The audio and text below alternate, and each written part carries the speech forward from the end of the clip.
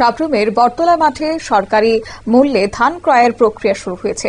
কৃষকদের মুখে এই মুহূর্তে হাসি ফুটেছে। ত্রিপুরা রাজ্যের দক্ষিণ প্রান্তে অবস্থিত সাবরুম মহকুমার সাতচাঁদ এগ্রি সাব ডিভিশনের অধীন বটতলা হাসপাতালের মাঠ আজ ভোর থেকে এক অন্য রকমের ব্যস্ততার সাক্ষী থেকেছে, কারণ এখানে শুরু হয়েছে সরকারি সহায়ক মূল্যে ধান ক্রয় করার প্রক্রিয়া, যা প্রত্যন্ত এলাকার কৃষকদের জন্য এক বিশেষ বার্তা নিয়ে এসেছে।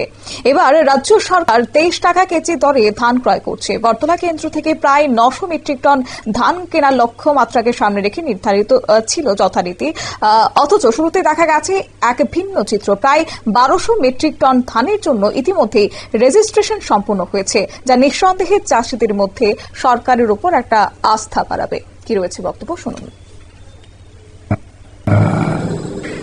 এবং কৃষি দপ্তরের সহযোগিতায় আজকে আমরা এখানে ধান কেনার কাজ শুরু করেছি।